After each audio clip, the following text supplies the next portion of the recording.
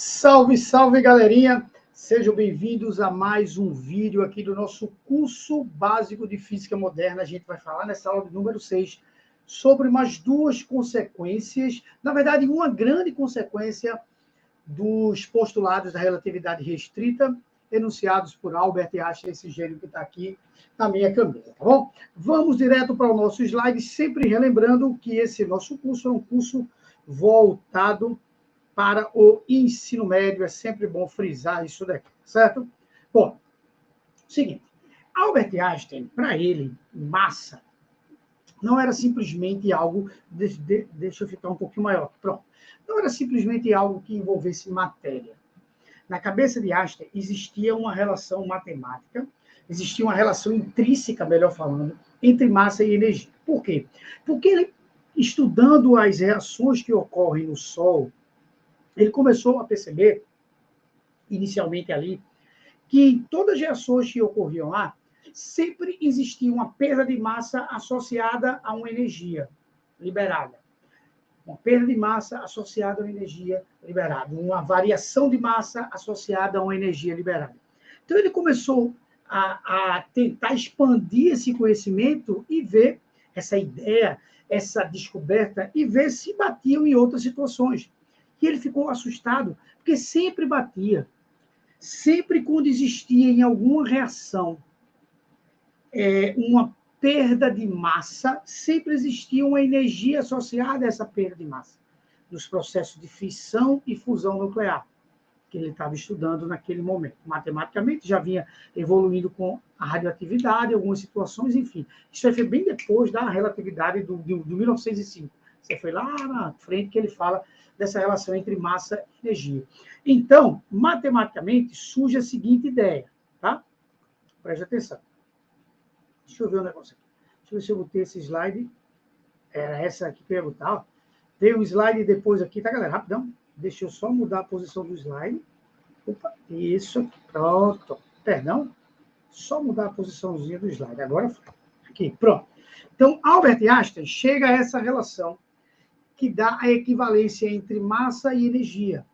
A energia relativística foi descoberta por Einstein em 1905. Essa teoria mostra que massa e energia são grandezas equivalentes, sendo que qualquer massa possui uma energia associada a ela e vice-versa, tá? Então, isso aqui é a energia, que é o Ezinho, aqui é a massa.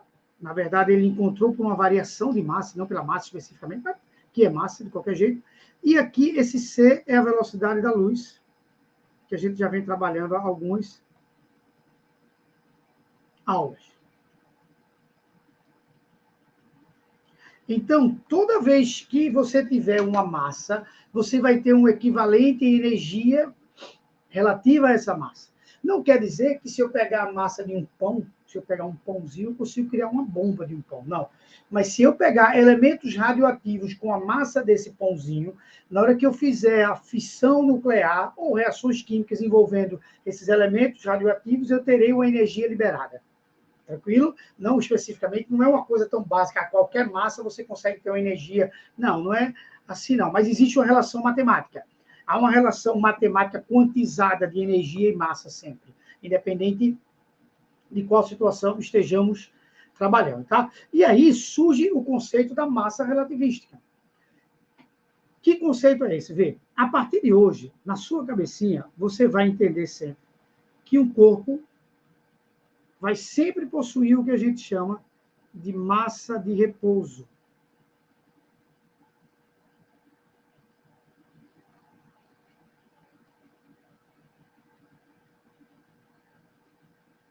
E que essa massa de repouso nos dá uma energia de repouso equivalente ao valor numérico dessa massa.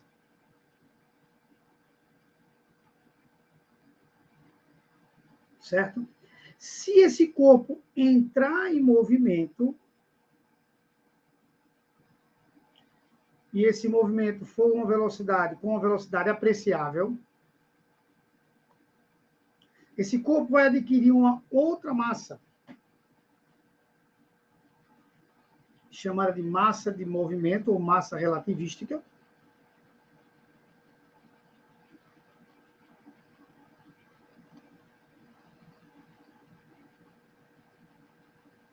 e, obviamente, uma energia associada a essa massa.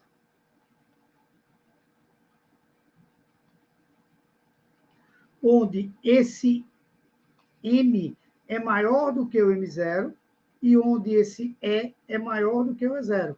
Esse E0 é a energia de repouso e o E é a energia de movimento, também chamada de energia relativística. Tá certo? E aí a gente chega a essa expressão de que a massa relativística é igual a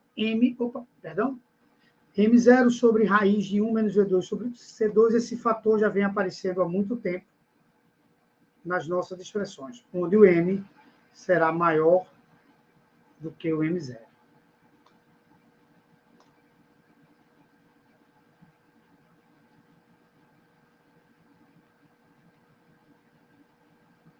Isso aqui tem uma consequência muito grave na segunda lei de Newton.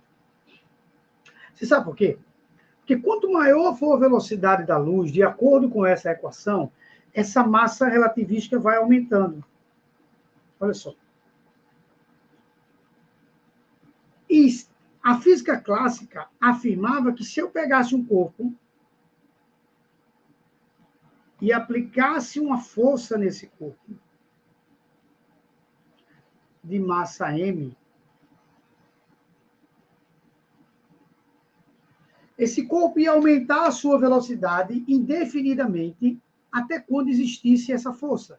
Essa força iria provocar nesse corpo uma aceleração e a velocidade dele iria aumentar indefinidamente. Isso não é possível, porque na medida que esse corpo vai adquirindo velocidades maiores, a massa dele vai alterando.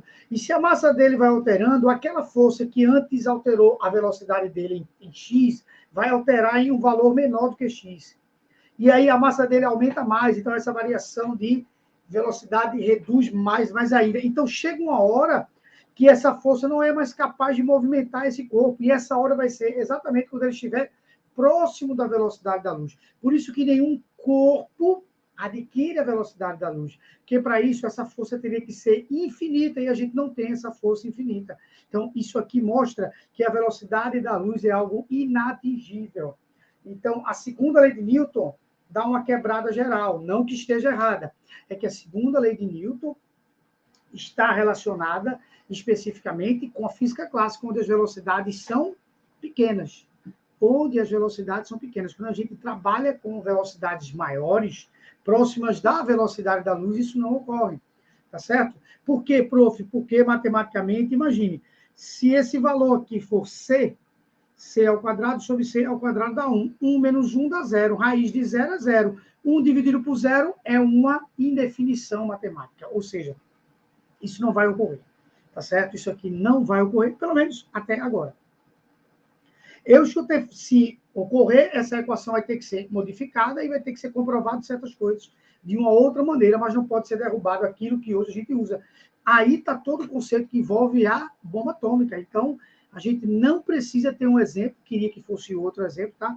Mas mais verdadeiro de que massa e energia há uma relação matemática muito grande, por sinal. Esse C ao quadrado engrandece demais, tá? O valor dessa energia quando comparada com a massa, tá certo? Então, essa é a chamada massa relativística de Albert Einstein. Então, a partir de hoje, quando você imaginar que o corpo tem uma determinada massa, acredite que existe uma energia associada a essa massa dele. Se ele entra em movimento, ele vai aumentando a massa dele, mas não é porque ele vai ganhando matéria, e sim porque ele vai ganhando energia.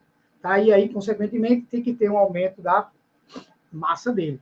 E que, obviamente, nenhum corpo vai atingir a velocidade da luz, que para que isso ocorresse, essa força deveria ser infinita, para aumentá-lo até que ele chegasse a essa velocidade, que é a velocidade da luz, tá bom? Me perguntam sempre em sala de aula sobre o fóton, porque o fóton é um pacotinho de energia. E aí me perguntam, César, mas o fóton, ele adquire a velocidade da luz. Mas a massa de repouso do fóton é 0. A massa de repouso do fóton, observação,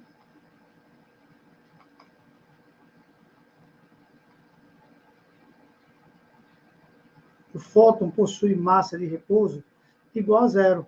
Então, por isso que ele pode atingir a velocidade da luz, tá? Porque ele tem massa de repouso igual a 0. Tranquilo? Beleza? Mas vamos entender um pouquinho melhor isso que está ocorrendo. Vê, vamos ao mesmo raciocínio. M0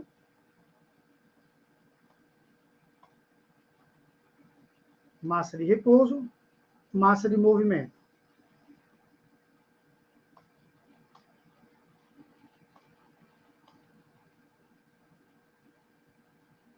Corpo em movimento com uma certa velocidade, vai existir uma energia de repouso e uma energia de movimento, tá? Bom, vamos entender por que esse E é maior do que o E0. Você sabe por quê? Porque esse E nada mais é... esse E nada mais é...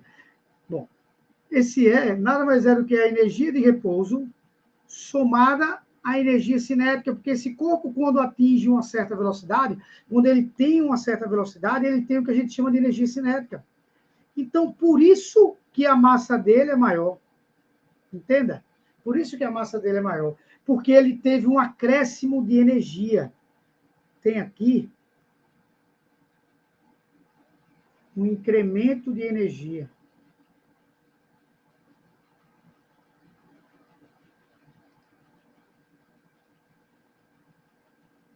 Percebe? Ele tem um incremento de energia. Por ele ter esse incremento de energia, isso aí pode e será traduzido também como um incremento de massa.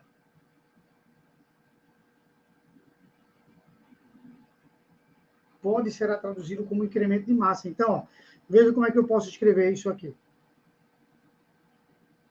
MC ao quadrado igual a M0 C ao quadrado mais a energia cinética.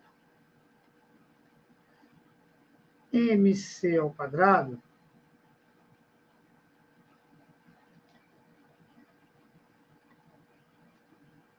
então a energia cinética nada mais é do que M menos M0 C ao quadrado.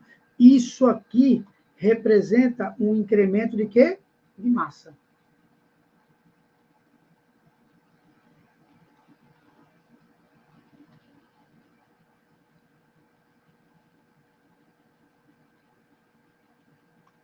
Compreenderam? Então, a gente diz que há um incremento de massa justamente porque há um incremento de energia, ou que há um incremento de energia justamente porque há um incremento de massa. Há uma relação direta, há uma relação equivalente entre energia, um incremento de energia, e um incremento de massa. Tá certo? Então, toda vez que um corpo adquire uma energia cinética, levando em consideração os efeitos relativistas, que são com alta velocidade, a gente diz que matematicamente é como se ele tivesse tido um incremento de massa também. Pode ser um incremento de energia ou um incremento de massa. Tranquilo? Beleza? Vamos resolver uma questãozinha? Bora lá? E aí, outros conceitos, como quantidade de movimento, também muda. Você vai ter uma ideia diferenciada, enfim, mas aí iríamos para um papo bem pesado em relação à relatividade, que não vem ao caso no nosso curso, tá certo? Vamos a uma questãozinha da Universidade de Pernambuco, que dizia o seguinte: com base na teoria da relatividade, conclui-se que existe uma relação de equivalência entre massa e energia. Vê, coisa linda. Relação de equivalência entre massa e energia. A energia é igual ao produto da massa pelo quadrado da velocidade da luz. A energia de repouso também é a energia equivalente à de uma partícula imóvel. Portanto, a energia de repouso de um próton, por exemplo, é 938,257 megaelectronvolts. Eletronvolts é uma unidade de energia. A energia de repouso de 1 grama de massa é cerca de 2,5 vezes 10 a 7 kWh. Aí ele forneceu valores só para dar uma dimensão de quão é grande a energia de repouso de um próton e quão é grande a energia de repouso de 1 grama de massa. Tá? 2 dá 25 megawatt-hora. Megawatt-hora. 25 megawatt, que ficaria 25 vezes 10 a sexta, tá? Não, giga, né? Porque 10 a sétima com 10 a terceira, caramba, 25 gigawatt-hora. É muita coisa. É muita energia. Por isso, o estrondo, o estrago que a bomba atômica traz ou pode vir a trazer. Beleza, vamos lá. Um elétron se move de forma que sua energia total é o triplo da sua energia de repouso. Sabendo-se que C representa o módulo da velocidade da luz, Então, a velocidade do elétron é... Bom, primeiramente que todos esses expoentezinhos que estão pequenininhos aqui, eles estão elevados, 2 elevado ao meio, tá? 3 elevado ao meio. Na formatação saiu meio estranho. Bom, vamos à informação que ele deu. Ele deu que a energia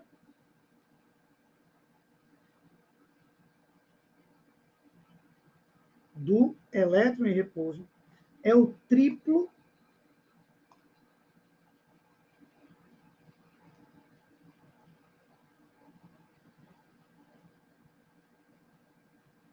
a energia do elétron em movimento é o triplo da sua energia de repouso. Informação que ele deu, certo? Vamos trabalhar essa informação. Como, prof? Vamos lá.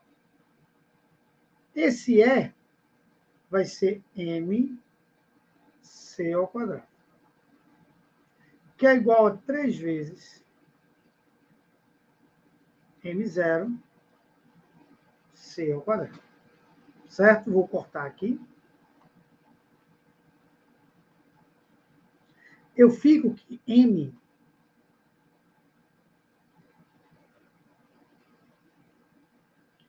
é igual a 3 m0. Beleza?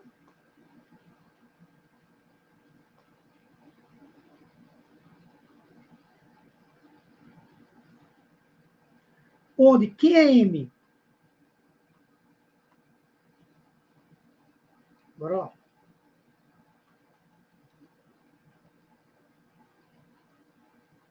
M vai ser